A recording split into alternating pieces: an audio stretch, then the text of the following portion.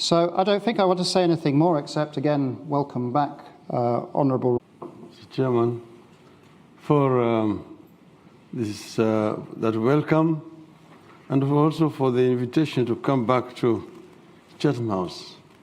As you've rightly pointed out, it's not my first time to be here.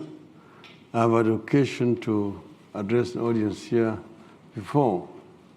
I'm told that today we don't have the full house here because this meeting is being live streamed and a number of other people are watching online because of COVID situation.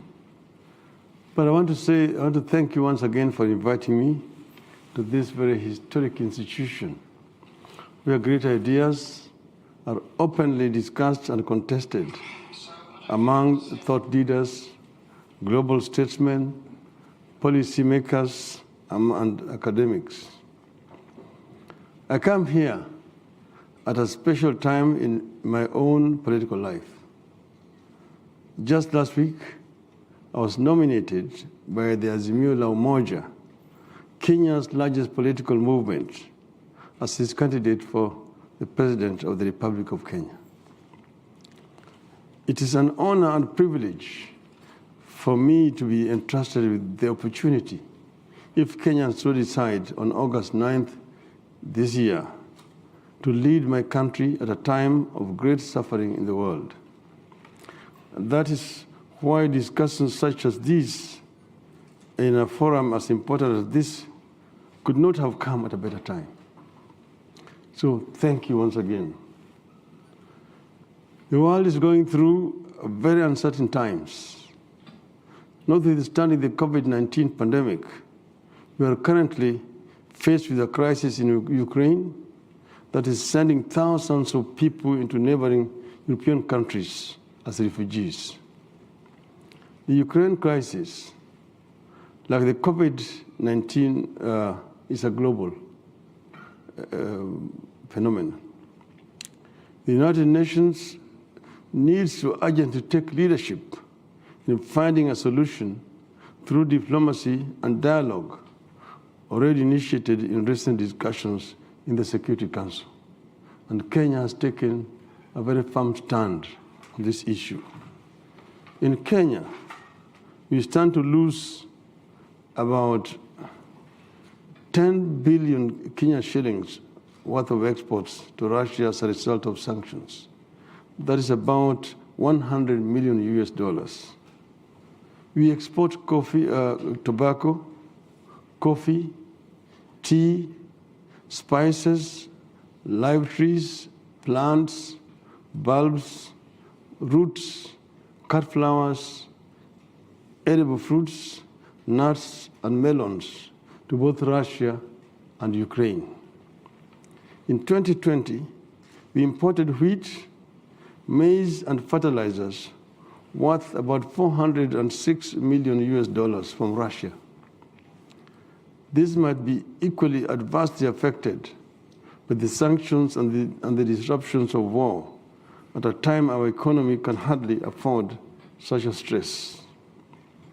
We in Kenya know too well the cost of war as a result of the conflicts in our neighboring countries. Our interventions in Somalia, necessary as it is, has been very expensive to us. It is estimated that we spend at least 2.8 million US dollars per personnel cost alone, on personnel cost alone. As the African Union High Representative for Infrastructure Development, I have come to deeply appreciate the need for linking countries through infrastructure to promote trade, development, and peace. We would rather use the little money we have in financing development than in fighting wars or supporting peacekeepers in our war-torn neighbors, necessary as this has become. As the 5th President of the Republic of Kenya, and as a champion of democratization and good governance in Africa, I will give primacy to the pursuit of conflict resolution and continental peace within the framework of the African Union. In this regard, we in East Africa are proud of the progress in the East African community, which has now expanded its membership and which now stands at 7. Kenya, Uganda, Tanzania, Rwanda, Burundi, South Sudan, and the Democratic Republic of Congo, which is now the latest entrant. This now creates a landmass that spans from the Atlantic Ocean to the Indian Ocean. In the middle of COVID-19 pandemic and its impact on our economies, the world needs multilateralism more than ever before. We saw the need for multilateral track. The real scandal about the global response to COVID-19 has been the vaccine inequity, or what has been called vaccine apartheid. Because of the international outcry, these inequities are now being addressed. I want to personally express my appreciation for countries, especially the UK, Europe, and the US, for addressing vaccine shortages in Kenya and in Africa. However, we need a more structural solution to vaccine inequity to avoid the recurrence of what has happened with COVID. Vaccine manufacturing capacity in Africa is urgent, as is the licensing of vaccines for local production to expedite the vaccination process continentally. And here we're happy that Kenya has now signed an agreement to be able to have vaccines produced locally in Kenya. Multilateralism will also save us from senseless conflicts like the one we are currently witnessing between Russia and Ukraine. I must say that wars of aggression against sovereign states violate the cardinal principles of sovereignty and the inviolability of borders of a state.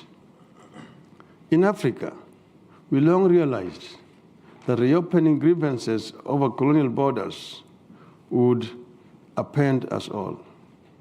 It's a Pandora's box that must never be touched. And that is why the African Union, and before it, the Organization of African Unity, has stuck religiously to the international law principle of uti possidetis juris, which provides that newly formed sovereign states should retain the internal borders that their preceding dependent areas had before their independence. Kenya's position at the United Nations in full support of the immediate cessation of hostility by Russia and a search for a common peace which has found widespread international support. Even though the sanctions imposed on Russia by the West will hurt the economic interests of Kenya and Africa, they are actions that I support. Rather than beat the drums of war, let us ring the bells of peace and summon all and sundry to the round table where all conflicts can be resolved through dialogue. It is in this spirit of dialogue that His Excellency President Uhuru Muigai Kenyatta and I resolved in March 2018 that Kenya's long-standing conflicts and disagreements among our communities and political parties could be resolved through dialogue. We held extensive discussions, looked into our history, the genesis and evolution of political disagreements, and the contradictions we needed to pay attention to. Then we shook hands publicly and announced our commitment to create a political system that would accommodate our social, ethnic, and political differences in an inclusive democratic process. This is what came to be known as the Building Bridges Initiative, or BBI. The initiative held public consultations and suggested various reforms with regard to public policy, the Constitution, elections, inclusivity in government, endemic corruption, and improving the general well-being of our people. The BBI is currently tied up in the Supreme Court, whose ruling we shall abide by. The spirit of dialogue and handshake continues in the Azimio la Umoja movement, on whose ticket I'm seeking to be the president. Azimio is a broad national democratic movement which puts premium on our national unity, inclusive development, and transparent and accountable use of public resources. I am convinced that our Constitution still needs some reforms. For example, a candid look at the relationship between Parliament and the Executive is urgent. The 2010 Constitution introduced a devolved system of government that has brought tremendous changes in the governance and distribution and the use of public resources at the grassroots. Devolution is here with us to stay. We can only make it better through higher allocation of the national budget to the counties. The Constitution stipulates that at least 15% of the budget should be allocated to the counties. We in Azimio la Umoja coalition propose that the allocation be raised to at least 35% of the national budget. I will pursue this proposal. I have always believed in the dictum that a central government does best when it governs least at the local level. Good. Article 43 of our Constitution guarantees Kenyans basic social and economic rights such as education, health, food, water, housing, and social security. I will purpose to implement this very important article. The COVID-19 pandemic has left our economy struggling. I intend to radically shift focus to supporting the micro, small, and medium enterprises and give them resources for scaling up and fill gaps emerging from the pandemic. I also plan to provide a supportive regulatory framework, including providing linkages with the formal and private sector and public sector so that the micro, small, and medium enterprises can thrive. I plan to increase the agricultural productivity by providing inputs to smallholders in addition to farm subsidies to farmers to enable us to produce for consumption and export. In the long term, I plan for the Azimio to prioritize an industrialization policy that is export-minded and that allows the private sector to drive the export agenda. I will support the private sector to lead a shift from exporting raw materials and agricultural produce and venture into industrial manufacturing with eyes on the international market. We will continue to expand the frontiers of quality public education and also pay more attention to skills-oriented education at the basic level to prepare students for productive work when they do not pursue higher professions at college and above. The current government has done a great job with regard to universal health coverage. My government will take up from where the Jubilee government has reached and eliminate the difference in terms of quality and cost between the public and private health facilities. Universal access must be universal access in word and in deed. I intend to improve health knowledge and awareness among our people so that family, community, and preventive healthcare are part of our healthcare infrastructure. I also intend to establish an institute for biotechnology and genetic engineering in Kenya so as to enhance our domestic capacity to develop vaccines and pharmaceuticals. Social protection will be central in the delivery of social services to the poor and indigent under my government.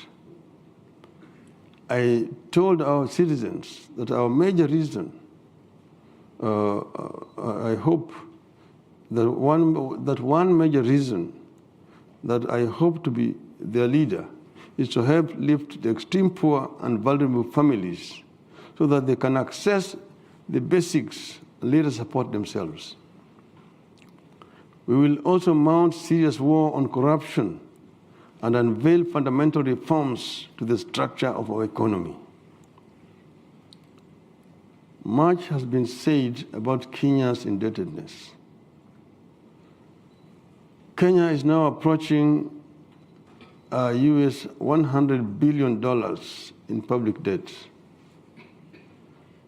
This puts Kenya in the group of the most indebted, debt-stressed middle and lower-income developing countries, now being forced into IMF credit and IMF-supervised austerity programs. Such austerity programs are usually implemented in the sole interest of satisfying the debt repayment at the expense of people's livelihoods. You have no choice in the matter. We will have to seek the indulgence and cooperation of our development partners to renegotiate our debt. I will also audit our debt to establish its actual size. We acknowledge that even our troubles with the debt are in the part caused by corruption, kleptocracy, and state capture. We will mount a serious war on corruption. Corruption, as it manifests today, is a global phenomenon. We need a new global partnership around this critical issue. Although the tax burden on Kenyans is now unbearable, I will make sure Kenya does not default on debt repayment. In future, we will strive to borrow at a favorable interest rate, negotiate repayment periods that are not stressful, and invest in enterprises that give good social and economic returns. Finally, Kenya is committed to rolling back global warming through drastic reduction of greenhouse gas emissions, particularly at the industrial and corporate level, in line with the Paris Climate Agreement. As Kenya's Prime Minister in the year 2008 to 2013, I was at the forefront in the struggle to save our water towers, expand afforestation, and increase large-scale production of green energy by increased investment in geothermal, solar, and wind power. My government will move systematically to replace fossil fuels with green energy in production and transportation, generally. We have done what we could do to save and preserve our water towers in the country. Because this came at a political price that we said we are ready to pay so that we can be able to protect our environment. I am continue to be committed to ensuring that Kenya contributes its part in this global undertaking to make our environment much more safe for future generations. I thank you.